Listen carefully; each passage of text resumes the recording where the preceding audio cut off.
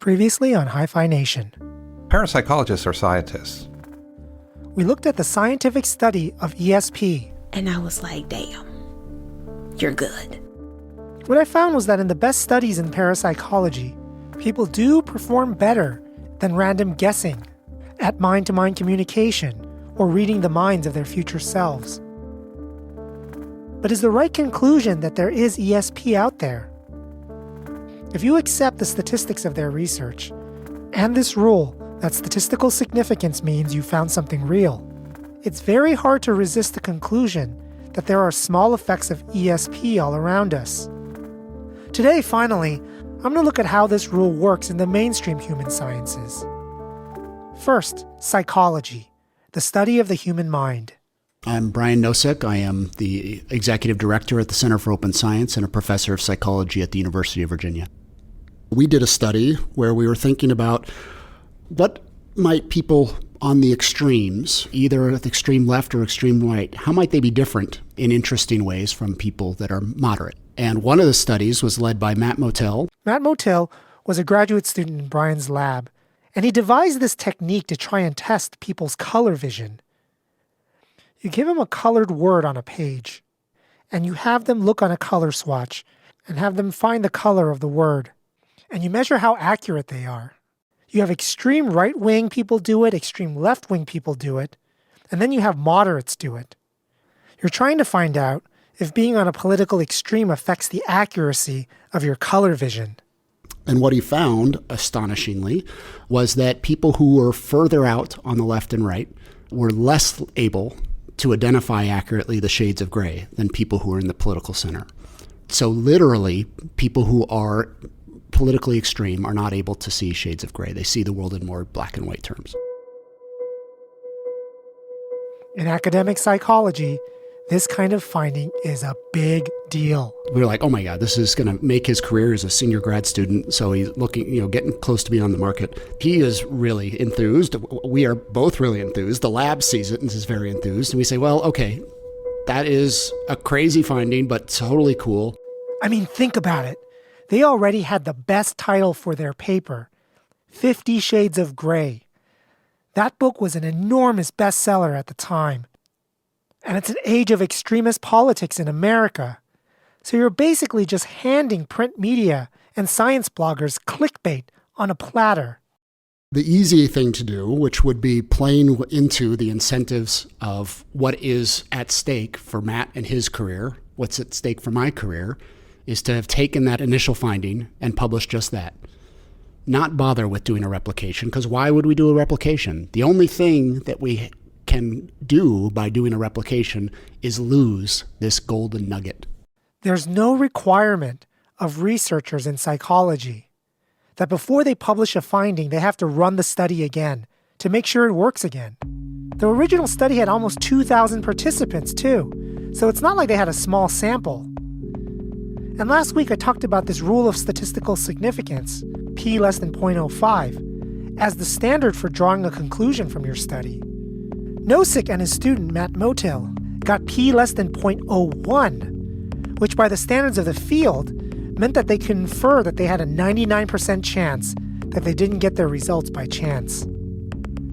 By any of the standards at the time, they did fine. And so we ran another study, did it again, and we got nothing.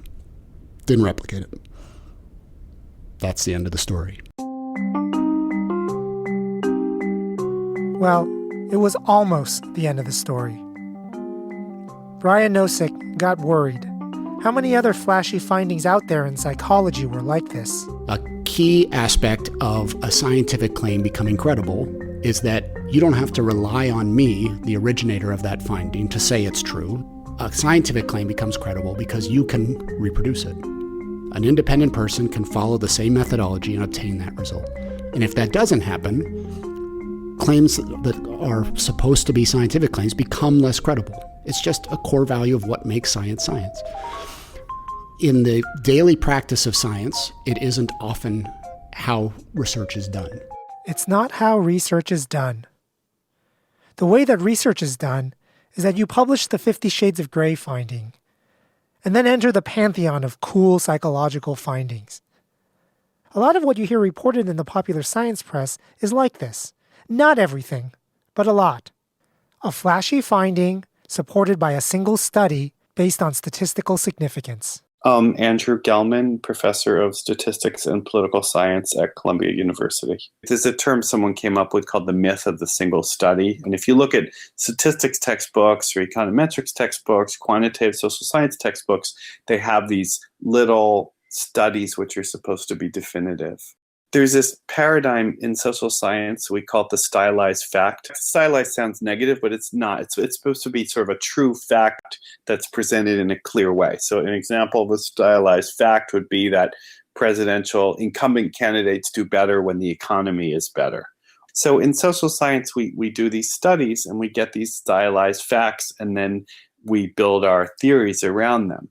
Flashy results that make for a good story around a stylized fact. It's just candy to us, the everyday consumer of news. It makes us feel like there was this ever so slightly hidden fact about the world that we have now uncovered, but having uncovered it, we understand it because of the story. Here are some recent examples of these stylized facts. Hurricanes with female names kill more people than hurricanes with male names because of sexism. People don't take female-named hurricanes as seriously as male-named hurricanes, so they don't prepare or evacuate. Hurricanes are deadlier than himicanes. Or this one. Calming background music on the playground reduces bullying among children because background music affects moods that lead to bullying. Or how about this one from the same researcher? Energetic, happy background music that you like increases your chances of complying when asked to do mean things to people. Maybe because you're so happy from the music that you're more likely to think that the mean things that you're doing aren't going to be that bad. Both results hold up to the rule of statistical significance. For Brian Nosek, it wasn't just about one failed replication. How many other stylized facts out there don't hold up to scrutiny under replication? So Brian Nosek tried to find out. This was a community effort of 270 co-authors and another 85 people that contributed to try to get an initial estimate of the reproducibility of psychological science. People volunteered their time to do a replication of a sample of studies from 3 journals that were published in 2008 in the psychological literature. Brian Nosek and his team took a sample of 100 studies from 2008. And each study increased their sample size or their measurement accuracy, or both. Measurement accuracy just means that you're trying to find better ways to measure what you're looking for. For example, and I'm just making this up, if you were trying to measure an emotional response to music, you might decide that counting foot tapping and head bobbing is more accurate a measurement than, say, a questionnaire. Or it could be the other way around. Either way, these kinds of improvements in a study are called increasing the power of the study, which means that you're trying to design your study to better detect the thing that you're looking for. And finally, most importantly, the Open Science Center pre-registered the replications. And all this means is that you're making open to the entire community ahead of time what you're doing, how you're doing it, and putting all your methods and analyses on the table before you run the experiment and analyze it. And with this setup, the Open Science Center had some predictions about how many studies ought to be replicated. Just with the basic standards, we would anticipate that about 5% of published results are false positives. In other words, you would expect 5% not to replicate. That's sort of our willingness to tolerate false positives. If the rule of statistical significance, p less than 0.05, were as accurate as everybody thought, you should have 95% of the studies you publish replicate successfully. In fact, it should be more than that. Because if you remember, some of the results are p less than 0.01, like the 50 Shades of Grey study. Some are even lower than that, so really even more should replicate. Out of 100 studies, they should have gotten almost all of them replicated by the established standards of the field. I had thought I was making a pessimistic prediction when I said we'd probably get 50%. Brian Nosek was way less optimistic because he knew things that we don't. More on that later. There was also a dispute about what counts as a successful replication. Do you have to have the same standards as last time, p less than 0.05? Or can something count as a replication if it's close enough? Nosek and his team just decided to be as inclusive as possible. With different measures of deciding whether the replication result was successful or not in reproducing the original result, we got between 30 and 40% of the original results successfully reproduced in the replications.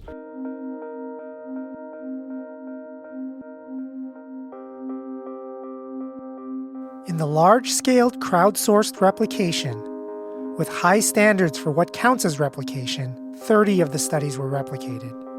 And with lower standards, 40. So the accepted standards of publication in the psychological sciences is about 30 to 40% accurate. Sort of. The replication effect sizes were about half the size on average as the original studies. So that's a large magnitude change, is that we really see reduction almost across the board. There were very few of the experiments that were able to obtain the same size of a result as the original studies. Remember that the effect is like whether a drug works in making you better. The effect size is how much sooner the drug gets you better. If the drug gets you better in 6 days rather than 7 without the drug, it has an effect, but its effect size is small. If it gets you better in 2 days, that's a large effect size. So even for the studies that did replicate, the effect sizes were cut in half.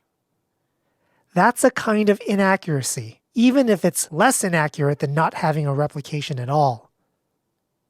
That's not good.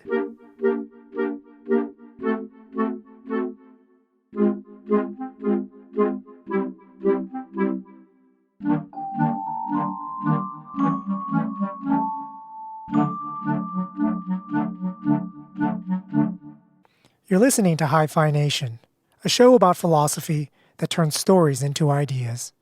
I'm Barry Lamb. What does a failure to replicate even mean? It doesn't mean that your earlier study is false. It could mean that the replication was the bad study and the first study was a good one. That's possible.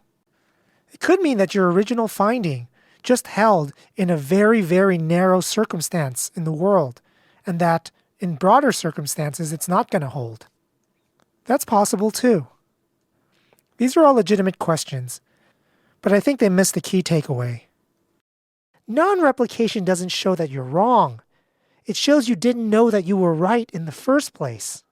The point is that the rule that everyone settled on to make inferences about the world from your experiment is much less accurate than you thought it was. Much, much less accurate.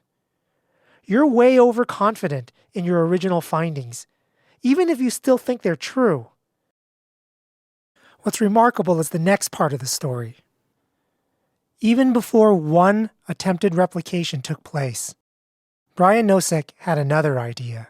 So we ran prediction markets on replications. He had teams of psychologists and researchers not involved in the replications to bet on which studies would replicate and which wouldn't. Gave them $100 each to bet in the markets. They had a paragraph description of what the question was and what the finding was, and then what the criterion of success would be, which is p-value less than 0.05 for this test. Essentially, they're buying shares in different replications. And if the replication was successful, then the share would pay out $1. If it was unsuccessful, it would pay out $0. These prediction markets tell us a lot. Most importantly, I think they tell us what scientists really think about the results of these studies. You're allowing people to use any opinion or bias whatsoever they want to make a decision about what they really think. There's this really long tradition in the philosophy of belief that says if you really want to know what people believe, see how they'd bet. I think Nosek's betting market gives this alternative universe in which science is conducted in a different way, where there isn't just one rule and standard for everyone to follow as to what to conclude from a study. Instead, the scientific community as a whole uses whatever background knowledge, suspicions, biases, all of these good and bad things that go into human judgments, to render their verdicts about the soundness of an experiment and its findings. It's way more subjective, yes, but is it worse? There are a couple of interesting things. One was that there's variation across the findings. Some were high confidence, right? The market prices were 83 cents, and others were low confidence, market price 20 cents. And all of them still had uncertainty, right? There were no market prices that were nearly $1 or nearly nothing. So all this means is that there was no one study where there was a consensus view about whether it would or wouldn't replicate. So once people had finished betting, you could see how accurate they were at predicting which studies would replicate. If the price was anywhere over 50 cents, then it's predicting replication success. And the actual outcomes were right on target. 71% of the time, the market successfully predicted the replication outcome. And so that was an amazing result to us, which was that you can actually predict these outcomes. What is going on? Psychologists are betting against their own standards for accepting studies. They're shorting themselves and winning. From the outside, one could very uncharitably state the finding of your paper as the finding that psychologists as a whole can detect the bullshit that's going on in their discipline. You don't have to respond to that. So, yeah, it is a challenging result for sure. Because you can still have a charitable conclusion, which is they can identify which ones are going to be hard to replicate, even though they're true. Brian Nosek is being very nice here. He could be right that the judgments people are making are that they won't find the effect in a replication, but it's still there. But what reason do people have for concluding that? Are the original studies so good that your conclusion should still stand even when a replication attempt fails? Andrew Gelman has an argument that this can't be right. The trick is that you do a mirror reflection. This is an excerpt from a talk he gave in Britain. He's asking us to think of what we would say if the replication came first and the original study came second. In that case, what we have is a controlled pre-registered study consistent with no effect, followed by a small sample study that was completely uncontrolled, where the researchers were allowed to look for anything, and they happened to find something that was statistically significant. The replications had larger samples, better measurements, and controls, and were specifically designed to find the effects that the original studies claimed to have found. If the people betting in the markets really thought that the effects were there, but the better designed studies would fail to detect them, they'd be putting a lot of weight on the original studies just because they came first.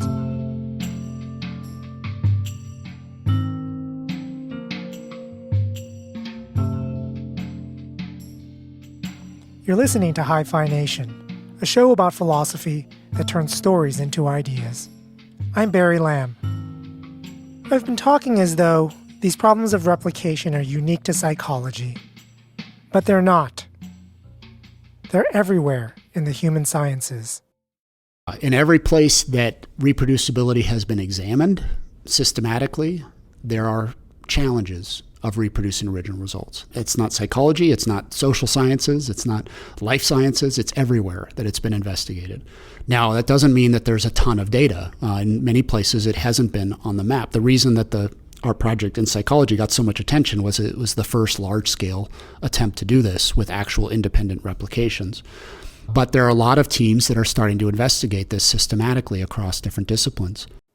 Since Brian Nosek and the Open Science Center published their large-scale replication study, other fields in the human sciences are coming on board.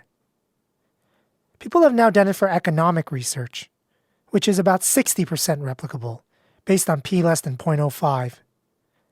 But similarly, the effect sizes in the replications were all much lower, just like in psychology. And just like Nosek's betting markets, when the field of economics bet on replications, they were 75% accurate.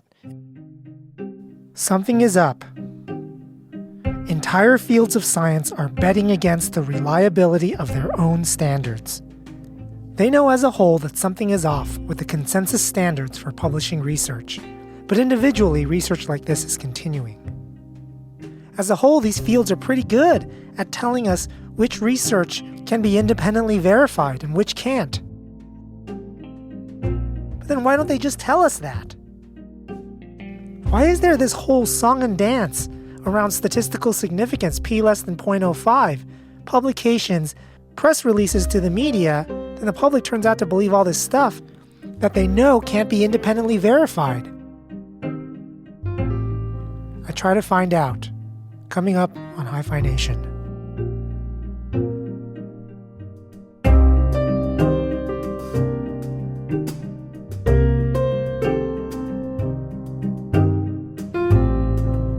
You're listening to Hi-Phi Nation, a show about philosophy that turns stories into ideas. I'm Barry Lamb.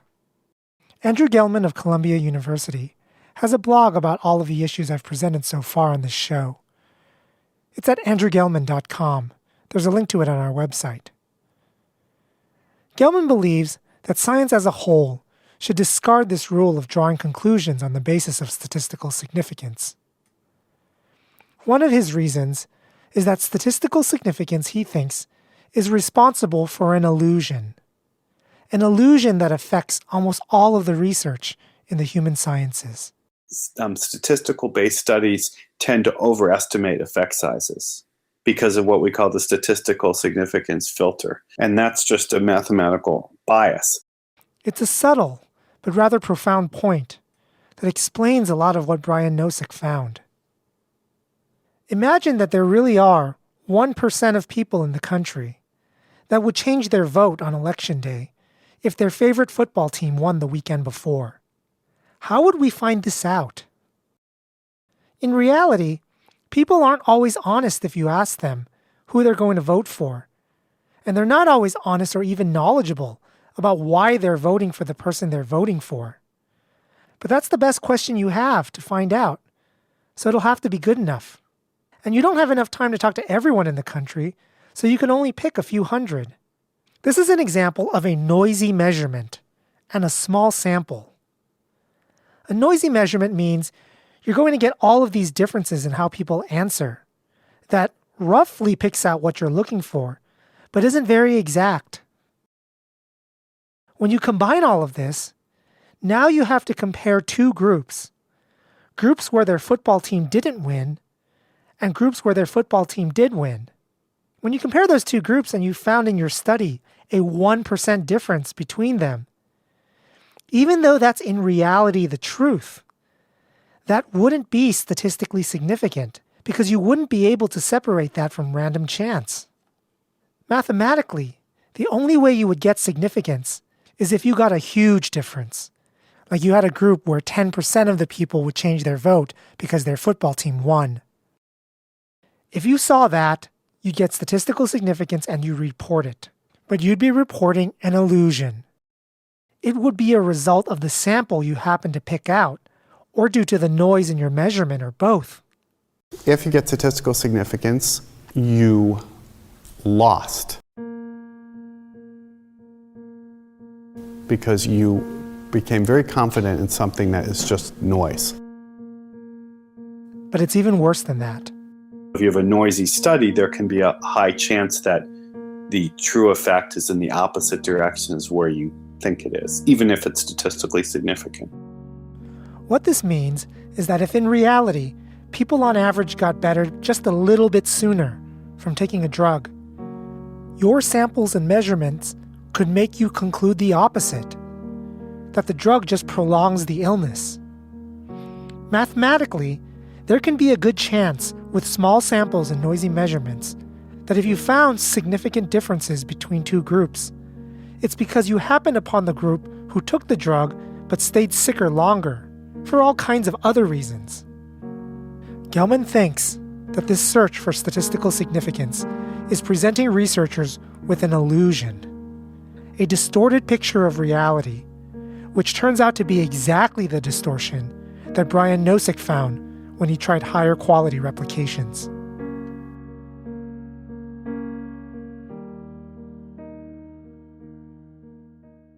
Unlike Andrew Gelman, Brian Nosek doesn't conclude from the problems with statistical significance that we should get rid of it as a method of drawing scientific conclusions.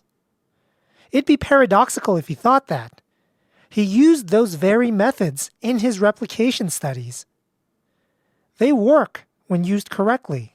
My name is Deborah Mayo. I'm a philosopher of science, and I'm a professor at Virginia Tech and also a visiting professor at the London School of Economics. Philosopher Deborah Mayo is a leading researcher in the philosophy of statistics and is the most staunch defender of the original ideas behind the rules of statistical significance and p-values in making scientific inferences. Her main diagnosis is that, well, there's abuse and cheating going on. It's typical that people say, well, it's too easy to get low p-values. But notice that when they do have pre-registration where they know in advance and they even agree how they're going to do the study, then they find it difficult. I call this the paradox of replication, that somebody says it's too easy to get p-values. Well, why? How come they only got about 33% replication? Is it easy or is it hard? Well, it's hard if you don't cheat. The currency of science is publication. And so to the extent that getting a publication is advancing my career, then there is a challenge, a conflict of interest, when what gets published is not necessarily what's most accurate. When I'm doing my research, I'm finding things, I'm finding different ways to analyze data, I'm looking at different findings, I'm getting results here and not getting them there.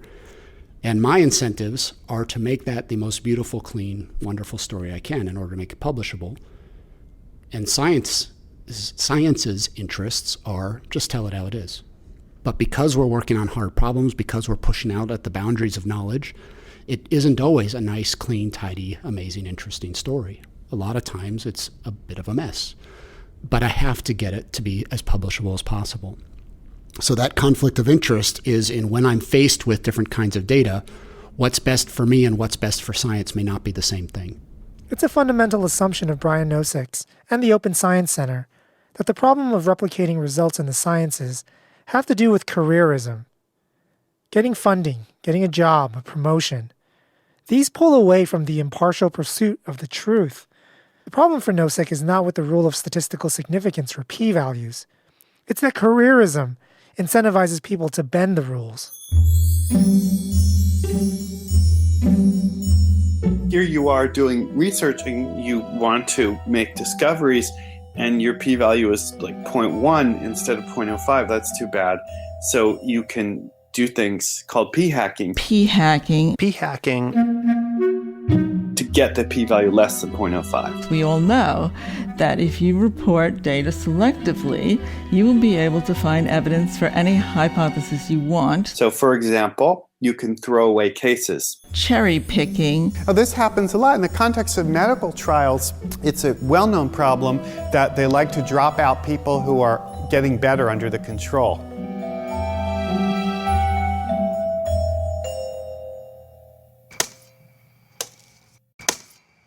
If it's your incentive to show that a drug works, you have to have the treatment group do significantly better than the control group. But if there's someone doing really well in the control group, that messes up your comparison. So you find some way to exclude them from the experiment. Maybe they weren't sick after all. Like in psychology, if you're trying to show that listening to Beyonce makes people happier than people who listen to Kenny G, and you're almost there, but there's this person who gets really happy while they're listening to Kenny G. You find a reason to exclude them. Like maybe they're happy because they like to listen to music ironically, and that's not what you're really testing. But then if someone is listening to Beyonce ironically and really happy, maybe find a way to keep her in. So that's p-hacking. That's a kind of cheating. And then there's another kind. What they'll do is, let's say we tried the test once and we found that we couldn't reject the hypothesis, but then finally the third, the fourth time we find some and we ignore the cases that didn't show the result and we only report the ones that did. That's typically what goes on. In fact, the probability of finding at least one statistically significant result by chance alone can be very high, depending on how hard you try. This is called the file drawer effect. A single researcher runs a study multiple times. All of the failed attempts they stick back into their file drawer, and the successful ones they end up publishing. From the outside, it looks like you ran one study and got a significant result, when in reality you very selectively showed your wins and not your losses. The file drawer effect works at a large scale without any nefarious intentions from researchers. Journals just aren't interested in publishing studies that failed, and there's a good reason for that. It isn't true that eating bacon makes you earn more money. Do we need a published study to tell us that? If any researchers tried and failed to find that and stuck the failed study in their file drawer, then the people who happened by chance to find the population of bacon munchers that made a lot of money, they're going to look like they found something original and interesting. The p-values are no longer legitimate. The ones that you report are spurious p-values. So that's cheating. And then there are things that are not quite cheating, but also not quite kosher either. Optional stopping. Optional stopping is like playing rock, paper, scissors with a friend. And then when you lose, you say, hey, best 2 out of 3. And then when you lose that, you say, hey, best 3 out of 5. And then when you finally win, you get congratulated for a fair victory. In experimental science, sometimes this is called data peaking. You run an analysis after studying 100 people, but your results are just iffy, right on the borderline, not quite statistically significant. So then you add another 50 subjects, and then boom, you get statistical significance. So you report that you ran a study of 150 people and got a result. Is it cheating or is it not? Well, here's 2 ways to look at it. The first way is, yeah, it's cheating. You're selecting your sample size for the sole purpose of succeeding in your study, just like in the case of rock, paper, scissors. Here's another way to look at it. I could have just as easily decided to study 150 people rather than 100. As long as those 50 people are randomly chosen subjects also, what's the big deal? Multiple comparisons. Suppose you're trying to find out if Beyonce makes you happier than listening to Kenny G, and you don't find anything. Another thing you can do is break up your data. So we analyzed all people. We found this effect for men, but not for women, or just for women or not for men. There was a study that didn't find statistical significance. This was the study saying that women were more likely to wear red clothing during a certain time of the month. They looked and they found that they had data on 2 different days, and one day was a warm day and one day was a cold day. And it turned out there was a difference between the 2 days. And once you find a difference in the data when you break it up, you can then report women are likelier to wear red on cold days when they're ovulating, even though originally you were trying to figure out whether they're likelier to wear red in general when they're ovulating. You can change what your threshold is. There was the example of the study where the sociologists claimed that more beautiful parents were more likely to have girl babies. The attractiveness of the parents was rated on a 1 to 5 scale, and he compared the 5s to the 1 through 4s. And he got statistical significance. But if he had compared the 1s to 3s to the 4s and 5s, he wouldn't have got it. Or 1 and 2 to 3, 4, and 5, he wouldn't have found it. He found the one comparison. Again, iffy if it's cheating or not. I mean, on the one hand, you can say it's cheating. You were looking for something, you didn't find it, so you're looking to your data and you're finding something to publish. Another way of looking at it is to say, well, you gathered all this data, you didn't end up finding something that you wanted to find, but there's all these interesting patterns that I did find. I'm going to go and report that, because those patterns are definitely real.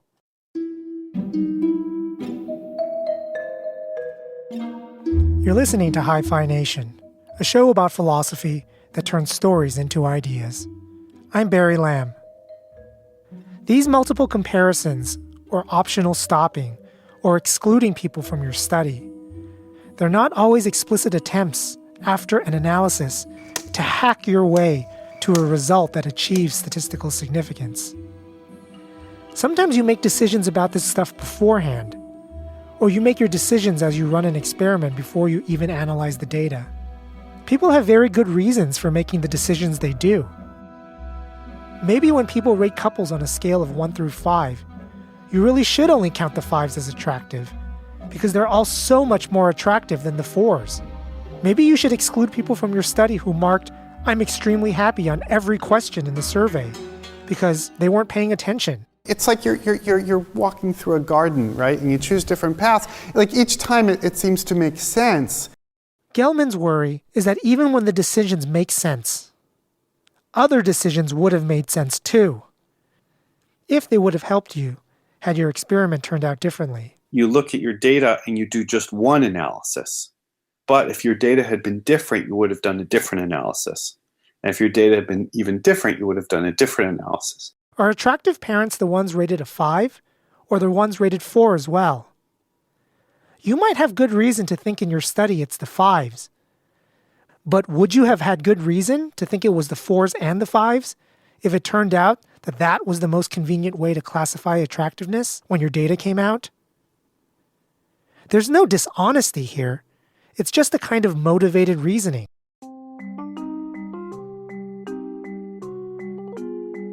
To fight that, you have to consider the decisions you didn't make and how they would have affected your final results. And so Gelman has a solution to this problem, which people call the problem of researcher degrees of freedom. After you run your numbers for statistical significance, pretend you made different decisions and run the numbers for those decisions. Then you can see just how fragile your result turns out to be. We're not interested in isolated significance results. You have to show that you can generate significant results at will. You can generate results that rarely fail to be statistically significant to show that you have demonstrated an actual effect. This is the deeper problem. When you're trying to detect things, real effects among human beings, and your particular test says, yeah, it's there. To be sure, or at least sure enough to tell everyone in the world, it can't be too easy for you to have failed to detect it. In all of these cases of single studies where people find significant results, the problem is never that the effects aren't there. Even if you're right and they are there, your test isn't good enough for you to know that. It's not a problem of truth. It's a problem of knowledge. Knowledge can't be that fragile.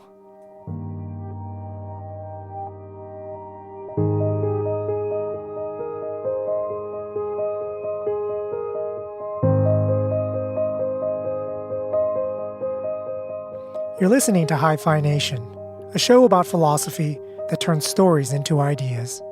I'm Barry Lamb. And so back to our question from our previous episode. Where is parapsychology in all of this? Here's Matthew Makel, psychology researcher at Duke University and former student of Darrell Bem, the parapsychologist who claimed to have found ESP in 2011. The general consensus of the skeptics of the field say what Bem really demonstrated was researcher degrees of freedom, because in his multiple experiments in the 2011 paper, they have different numbers of participants. Why? Was it that he collected 50 and then looked, no, I got something significant, we'll stop. And then if he collected 50 and it wasn't significant yet, did he say, let's collect 25 more and then peak again? I think he was doing what has largely been the accepted practice of the field for decades. These practices are changing with the advances at the Open Science Center and the move towards pre-registering studies and a more knowledgeable application of statistics. And I heard a rumor, which I can't substantiate, that there will be pre-registered, high-powered studies in parapsychology very soon as well. I'll keep you updated.